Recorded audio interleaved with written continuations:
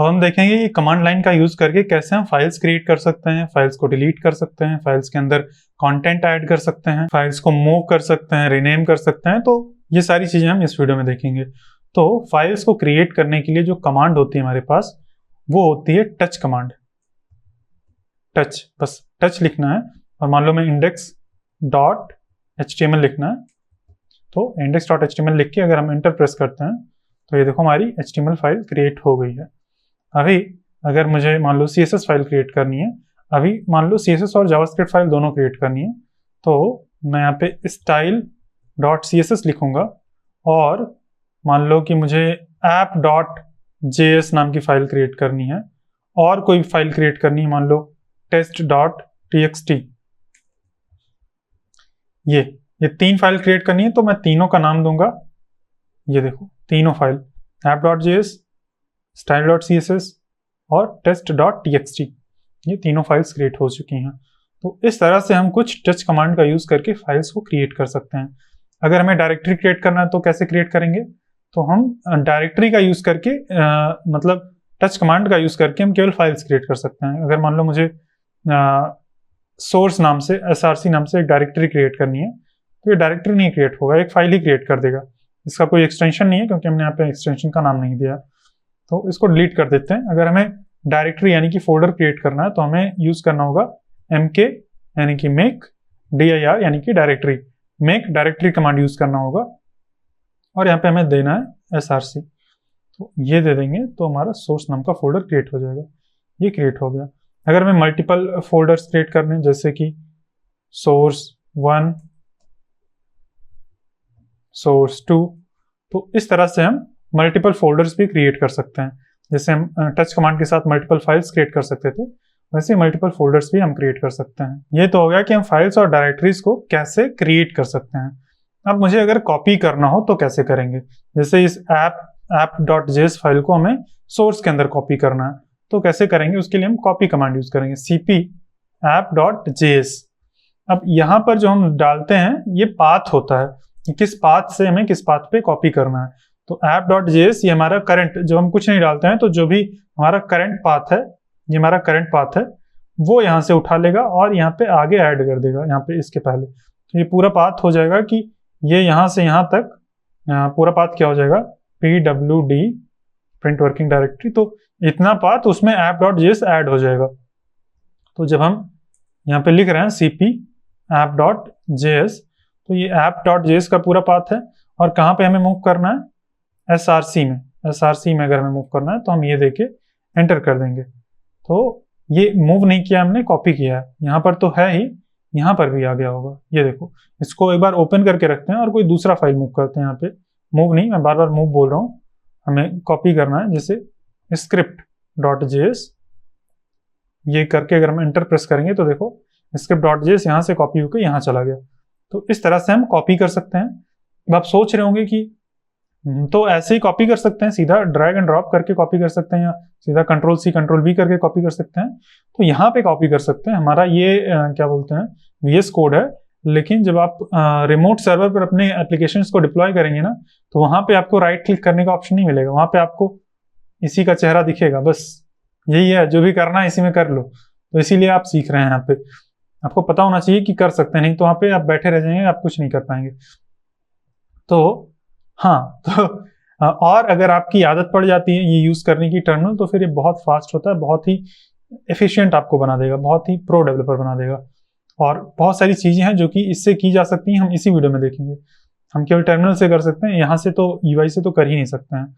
अब जैसे कि हमने कॉपी कर लिया है, हमने क्रिएट करना सीख लिया है, मूव करना भी हम सीखेंगे। चलो मूव करना भी सीख लेते हैं, अभी सीख लेते हैं। कैसे, मैं अभी ये सारी फाइल्स डिलीट कर देता हूं इसके अंदर से, और मैं इन फाइल्स को मूव करवाऊंगा सोर्स के अंदर। मूव के लिए हम मूव कमांड का यूज करते हैं, mv, ये है कमांड का नाम। बस ये मूव हो गई, script.js यहां से हटके वहां चली गई। ऐसे ही app.js को कर सकते हैं, या अभी कोई दूसरी फाइल करते हैं यहाँ पे, style.css। style.css थोड़ा सा टाइप करके अगर आप टैब प्रेस करेंगे तो ऑटोमेटिकली वो फुल नेम रख देगा। तो देखो स्टाइल डॉट CSS यहाँ चली गई। अगर आपको यहाँ पे सोर्स के अंदर नहीं कॉपी करना, सीधा डेस्कटॉप के अंदर कॉपी करना है, यहाँ से हटके सीधा डेस्कटॉप पे जाए, तो फॉर एग्जांपल ये टेस्ट.txt हमें डेस्कटॉप के ऊपर लेके आना है यहाँ पर। तो हम डेस्कटॉप का पहले पाथ कॉपी करेंगे, हम देखेंगे कि डेस्कटॉप का पाथ क्या है। तो यहाँ पर आ जाते हैं, राइट क्लिक करते हैं और यहाँ पर शो मोर ऑप्शंस, यहाँ पर कॉपी पाथ का ऑप्शन नहीं है, तो मैं इसी फोल्डर का पाथ कॉपी कर लेता हूँ, कॉपी एज पाथ, और उसमें से ये वेब डेव हटा देंगे तो ऑटोमेटिकली हमें डेस्कटॉप का पाथ मिल जाएगा। तो ये style.css तो यहाँ से जा चुकी है। हमें कोई दूसरी फाइल, मान लो test.txt फाइल को डेस्कटॉप पे लेके जाना है, तो हम यहाँ पे डेस्कटॉप का पाथ पेस्ट करेंगे कुछ इस तरह से। ये सीधा डबल कोट्स में यहाँ पे है, ये पेस्ट करके अगर हम एंटर करते हैं, यहाँ पे ये डेस्कटॉप का पाथ नहीं है, ये डेस्कटॉप के अंदर एक फोल्डर है उसका पाथ है, यहाँ से हमें ये चीज़ हटा देनी है, डेस्कटॉप तक ही रखना है। ये करके एंटर प्रेस करते हैं, ये देखो ये फाइल यहाँ से गई और यहाँ आ गई। तो कुछ इस तरह से हम मूव कर सकते हैं फाइल्स को। अगर हमें रीनेम करना है फाइल को, हम रीनेम कैसे कर सकते हैं? रीनेम के लिए भी हम ये मूव कमांड ही यूज करते हैं। रीनेम के लिए भी सेम कमांड यूज होती है, बस हमें नए पाथ की जगह पे नए फाइल का नेम देना होता है, और हम फाइल का नेम भी दे सकते हैं और पाथ भी दे सकते हैं। चलो अभी मैं app.js को रीनेम करके दिखाता हूँ। app.js, इसको रीनेम करके हमें करना है server.js। ये कर दिया तो ये जो app.js थी वो ऐप हो गई और server.js बन गई है। इसके अंदर मैं कुछ लिख देता हूँ, console log hi, ये लिख देता हूँ। अभी मैं क्या करूँगा, इसको जो server.js बन चुका है इसको मैं डेस्कटॉप पर मूव करूँगा, उसके साथ साथ इसका नाम भी चेंज करके कुछ और कर दूंगा। मैं यहाँ पे डेस्कटॉप पे मूव करता हूँ इसको, यहाँ पर डेस्कटॉप स्लैश, और इसका नाम दे देते हैं क्या नाम दे देंगे, index.js। ये देखिए एंटर अगर मैं प्रेस करूं और इसको मैं छोटा कर देता हूं आपको डेस्कटॉप पे दिखाने के लिए कि ये डेस्कटॉप पे क्रिएट होगा, तुरंत ही हमें दिखेगा। इसको बंद कर देता हूं। तो यहाँ पर अगर मैं प्रेस करता हूं एंटर, ये अभी मैं प्रेस करूंगा तो यहाँ पे, यहाँ से हमारे, चलो ये भी ओपन कर ही लेते हैं, जो हमारा यहाँ से है server.js गायब हो जाएगा और यहाँ पर index.js अपीयर होगा। तो ये रीनेम और मूव एक ही बार में होगा। ये देखो वहां से server.js गायब हुआ, यहाँ पे index.js अपीयर हो गया। अब ये चीज आप UI का यूज करके नहीं कर सकते हैं, वहां पर सीधा मूव का ऑप्शन होता है। अब आप सोच रहे होंगे कि ऐसी जरूरत ही नहीं पड़ेगी, हमें क्या करेंगे ऐसा, तो कोई बात नहीं, जरूरत नहीं पड़ेगी, लेकिन यहाँ पे पॉसिबल है, अगर जरूरत पड़े तो हम ऐसा कर सकते हैं। मूव भी करना हो, रीनेम भी करना हो तो एक ही बार में हम कर सकते हैं। तो ये सारी फाइल्स मैंने मूव कर दी, डिलीट कर दी, और अगर हम यहाँ पे Ctrl Z करते हैं तो ये दोबारा से वापस नहीं आता है। यहाँ पे अगर हमने इसका यूज करके इधर उधर मूव किया होता तो ये वापस आ जाता है। जब हम कमांड लाइन का यूज करके मूव करते हैं, डिलीट करते हैं, तो परमानेंट डिलीट होता है, और परमानेंट मूव होता है, वो Ctrl Z से वापस नहीं आता है। तो हमने मूव करना भी सीख लिया, रीनेम करना भी सीख लिया। अब क्या बाकी है, यहाँ पर डिलीट करना बाकी है। चलो डिलीट करना सीखते हैं। फाइल्स और डायरेक्टरीज दोनों को, फाइल्स अलग तरह से डिलीट होती हैं, जैसे फाइल्स को हम अलग तरह से क्रिएट करते हैं वैसे ही फाइल्स अलग तरह से डिलीट भी होती हैं। तो अभी एक और फाइल क्रिएट कर लेते हैं, या जो डेस्कटॉप पे क्रिएट करी थी हमने फाइल, उसी को यहाँ पे ड्रैग एंड ड्रॉप कर लेते हैं, इसको छोटा करके डेस्कटॉप वाली फाइल यहाँ पर डाल लेते हैं ताकि डिलीट करने के लिए कुछ फाइल रहे। अब हम डिलीट करने के लिए क्या कमांड यूज करते हैं, rm कमांड। rm मतलब रिमूव, तो रिमूव index.js, ये करके अगर हम एंटर प्रेस करते हैं तो हमारी index.js गई। अब वो आएगी नहीं, अगर आप Ctrl Z करेंगे तो ये बोल रहा है यहाँ पे कि आप index.js को इंपोर्ट कर लीजिए, लेकिन इंपोर्ट यानी कि रिकवर कर लीजिए, लेकिन ये रिकवर नहीं होगा। यहाँ पे देखो ये एरर दिखा रहा है कि इसको हम रिकवर नहीं कर सकते हैं, ये एग्जिस्ट नहीं करता है। जब आप नॉर्मली इस तरह से डिलीट करते हैं तो रिसाइकिल बिन में जाता है, index.html रिसाइकिल बिन में गया है, इसको हम कंट्रोल Z से वापस ले आ सकते हैं।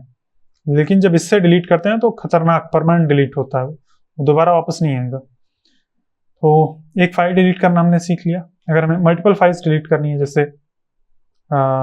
जैसे कि एक और फाइल में क्रिएट कर देता हूँ बस ऐसे ही, तो index.html और as.js इन दोनों को रिमूव करना है तो इन दोनों का नाम दे देंगे, दोनों फाइल्स रिमूव हो जाएंगी।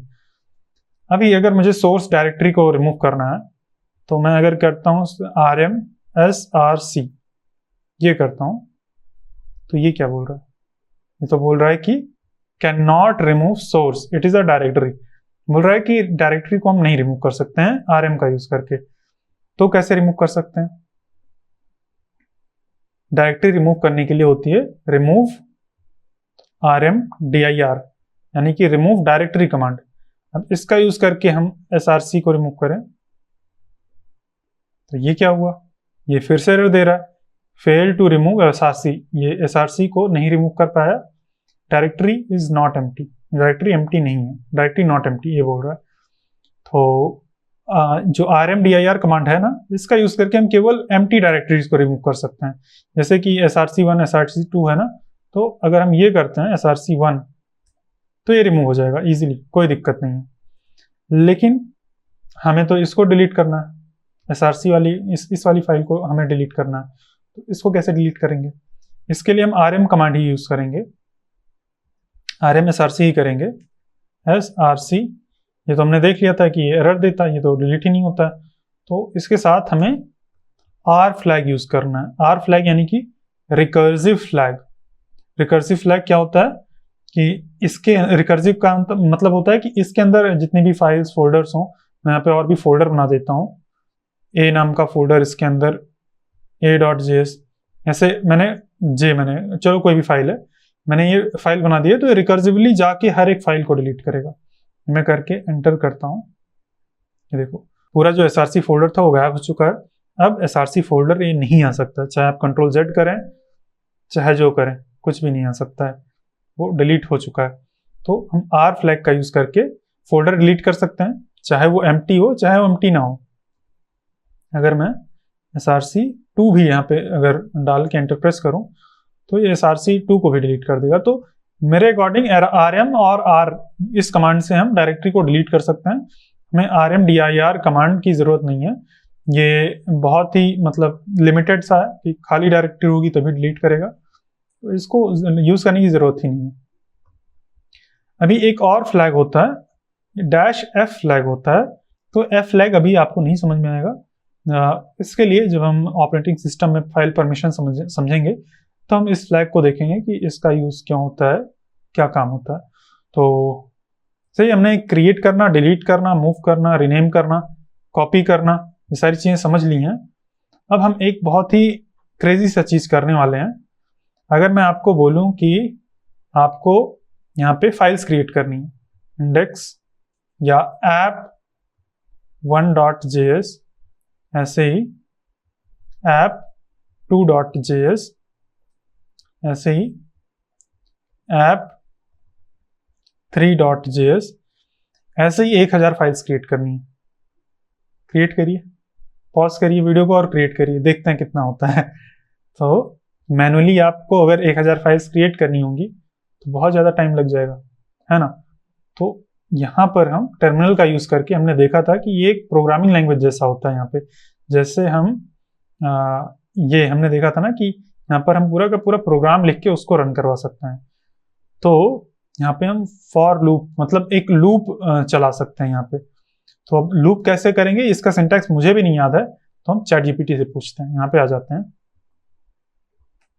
और इससे पूछते हैं कि हमें बैश की कमांड दो जिससे 1000 फाइल्स app1 app2 ऐसे जनरेट हो। Give me bash command to generate 1000 JS files named app1.js, app2 .js and so on. बस ये भी हमें कमांड दे देगा, बैश की कमांड दे देगा, जिसको हम ये देखो फॉर लूप दे दिया हमें, हमने कॉपी किया और चाहे तो हम यहाँ पे रख के इसको इस फाइल को रन करें। चलो इस फाइल में रख के हम रन कर देते हैं। वैसे भी एक ही लाइन है, ये इजीली क्या बोलते हैं, इजीली यहाँ पे हम टर्मिनल में भी रन कर सकते हैं, लेकिन मैंने test.sh फाइल में रख दिया है और मैं ये फाइल्स डिलीट कर देता हूँ जो एग्जिस्टिंग फाइल्स हैं ये। अब हमें क्या करना है, test./test कैप्स लॉक ऑन हो गया, test.sh इसको रन कर देना। ये देखो क्रिएट कर रहा है। एक बार इसको हम रिवील इन फाइल एक्सप्लोरर करते हैं। देखो ये क्रिएट करता जा रहा है, ये देखो कितनी फाइल्स क्रिएट कर दिया और अभी भी क्रिएट हो रही है। 500 फाइल्स हो गई हैं अभी। ये देखो अभी 1000 होगा तभी बंद होगा, अभी ये यहाँ पे अटका पड़ा है। अभी जब 1000 फाइल्स हो जाएंगी ना, होने ही वाली होंगी, तो अभी ये एग्जिट हो जाएगा और दोबारा से हम कमांड टाइप कर पाएंगे। ये देखो एग्जिट हो गया, यानी कि हमारी 1000 फाइल्स क्रिएट हो चुकी हैं। ये देखो यहाँ पर अगर मैं इसको छोटा करके दिखाऊं तो ये देखो 1000 फाइल्स क्रिएट हो चुकी हैं। ऐसा अगर आप खुद से करने जाते, ये 1 मिनट भी नहीं लगा, कुछ 30 सेकंड लगा होगा, 15-20 सेकंड, उसी में क्रिएट हो गया। तो अब इतनी फाइल्स डिलीट करना है हमें, हम तो कंट्रोल ए करके डिलीट कर सकते हैं, ये तो ईजी है, लेकिन ये आपका टास्क है कि आपको ये कोड चेंज करना है और आपको इसको डिलीट करना है। करिए, बहुत ईजी है। बस इस टच को हम rm कर देंगे, हमें पता है rm कमांड से डिलीट होता है। फिर से हम इसको रन कर देते हैं test.sh को, और ये सारी फाइल्स को डिलीट कर देगा। देखो ये डिलीट हो रही है सारी फाइल्स, ये ऊपर से डिलीट कर रहा है, मतलब शुरू से ये 250 तक का 300 तक डिलीट कर चुका है। तो ये डिलीट हो रही है और ये सारी फाइल्स ऐसे ही डिलीट हो जाएंगी। 500 तक पहुंच गया। तो ऐसे ही हम पावरफुल चीजें कर सकते हैं। किसका यूज करके? ये बैश स्क्रिप्टिंग का यूज करके। ये एक फॉर लूप है, आपको दिख रहा है ना, फॉर आई इन। अब इसका सिंटैक्स मुझे भी एग्जैक्टली पता नहीं, उतना ज्यादा मैंने इसमें कोड नहीं किया, लेकिन आपको पता है कि ऐसा कुछ किया जा सकता है। तो आप चैट जीपीटी से कोई भी कोड दे के जनरेट करवा के आप अपना काम करवा सकते हैं। तो मैं उम्मीद करता हूँ कि आपको ये वीडियो काफ़ी अच्छी लगी होगी, आपने बहुत कुछ सीखा होगा और आपने देखा होगा कि जो स्क्रिप्टिंग लैंग्वेज है या जो कमांड लाइन है उसकी पावर क्या होती है। आप इस कमांड को सीधा यहाँ पे भी रन कर सकते हैं। मैं भी ये देखो ये तो रिमूव नहीं कर पा रहा है, ये रिमूव वाली कमांड मैंने चला दी क्योंकि फाइल एग्जिस्ट नहीं करती है। तो वही, मतलब कितना ज़्यादा पावरफुल चीज़ है ये ना। तो मैं उम्मीद करता हूँ आपको वीडियो अच्छी लगी होगी। हम लोग मिलेंगे नेक्स्ट वीडियो में, जहाँ पे हमें देखना है, देख लेते हैं एक फाइल को एडिट कैसे करते हैं कमांड लाइन में।